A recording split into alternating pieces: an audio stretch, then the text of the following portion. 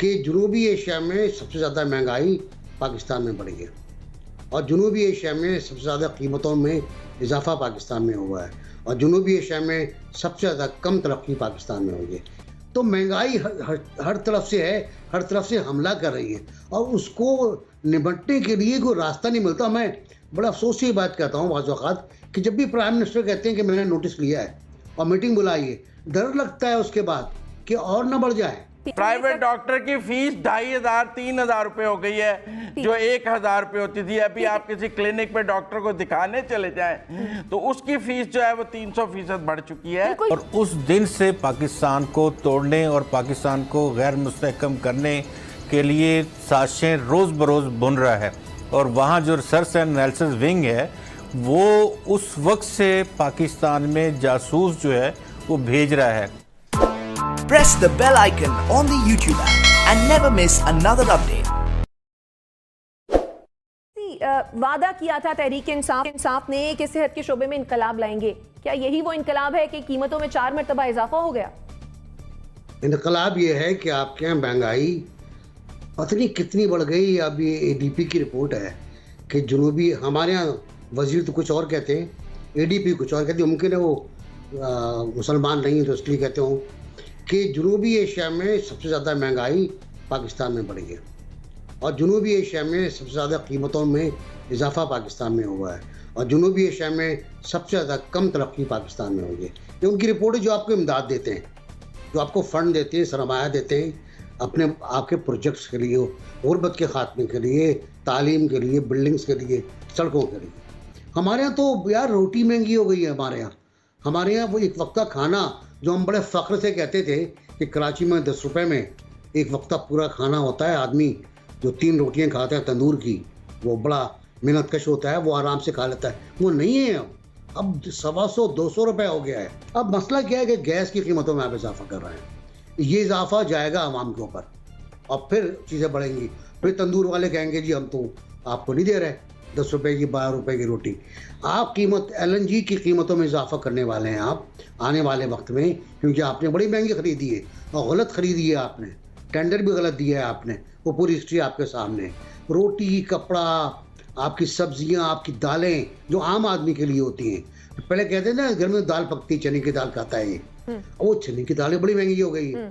मसला ये है, गोश्त तो छोड़ दें आप।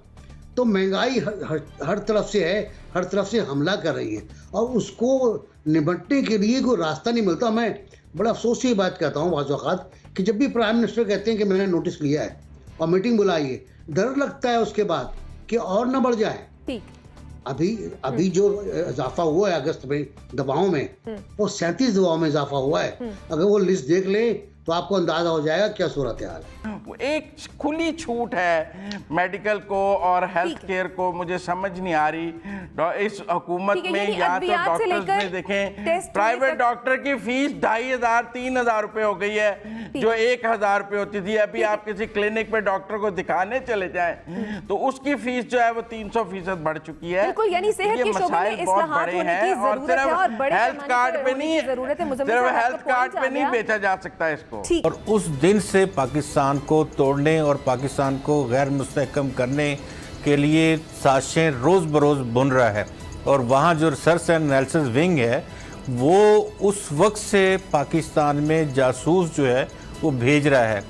आप आज से 30-40 साल पहले की बातें भी देख लें, उस वक्त अगर टेंशन इस हद तक नहीं थी, तब भी आपको रोज़ाना दूसरे तीसरे हफ्ते कोई ना कोई ख़बर अखबार में पढ़ने को मिलती थी कि लाहौर से जो इंडियन जासूस है, भारतीय जासूस, वो गिरफ़्तार हो गया। कभी मिलती थी कि फैसलाबाद से भारतीय जासूस गिरफ़्तार हो गया, कभी किसी गांव से, कभी किसी फ़कीर की हालत में, कभी कहीं किसी कारोबारी की हालत में, कभी किसी इमाम पेश इमाम की जो मस्जिद के होते हैं इमाम, उनकी उसमें कभी वो गिरफ़्तार होते रहे।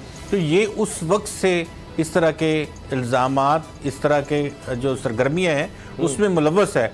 और ये जो बयान है वाज़े तौर पे, इससे पहले कुलभूषण यादव जो है उसकी अगर बात कर लेते हैं तो वो हाज़र सर्विस कमांडर नेवी का, और यहाँ पाकिस्तान में उसने हर चीज़ एक्सेप्ट की, उसको हर तरह की सहूलत पाकिस्तान ने दी और पाकिस्तान ने उसकी जो लीगल एड थी वो भी उसको फराहम की और उसने इस तमाम चीज़ों का इतराफ़ किया।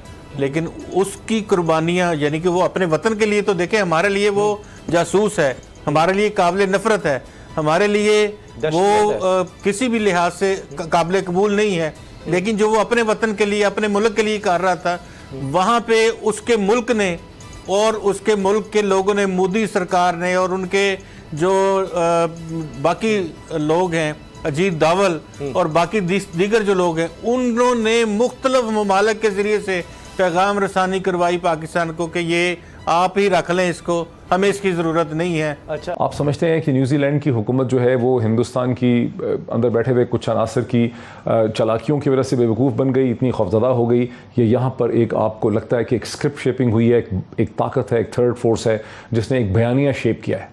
अगर तो हम ये समझते हैं कि ये हादसात हैं, अचानक हो गए हैं, किसी की गलतफहमी से हो गए हैं, या किसी एक साजिश ने, भारत ने साजिश कर दी तो ये हो गया, मेरा ख्याल है कि ये बहुत ही एक सतही किस्म की हमारी एनालिसिस होगा। ये इसका इम्पैक्ट देखिए क्या हुआ है। और जो आप अभी बात कर रहे थे कि नैरेटिव शेपिंग हो रही है, पाकिस्तान के ख़िलाफ़ FIR दर्ज कराने में और उसकी ज़िम्नियाँ दर्ज कराने में ये कितनी मुआविन साबित होगी। पाकिस्तान वो मुल्क जिसको ये इल्ज़ाम दिया जा रहा है कि दे वर एक्चुअली सपोर्टिंग तालिबान, अगर ना होते तो शायद तालिबान की सक्सेस ना होती। दूसरी चीज़, अगर आपने बारहा, मैंने शायद आपके प्रोग्राम में भी बात की थी कि इस खित्ते को स्टेबलाइज होते हुए देखने वाली कौन सी ऐसी ताकतें हैं जो स्टेबलाइज करना चाहती हैं, कौन सी ऐसी ताकतें हैं जो स्टेबल इस खित्ते को नहीं देखना चाहती। ये दूसरी चीज़ हमें गौर करनी पड़ेगी।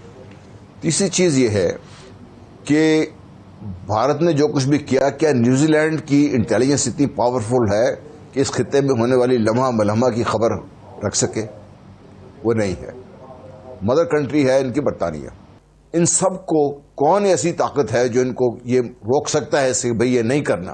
कौन ऐसे लोग हैं जो ये चाहते हैं ये खिता स्टेबल ना हो, और वो इस ताकत भी रखते हैं कि ऐसे मुल्कों को वो अपनी बात मनवा सके?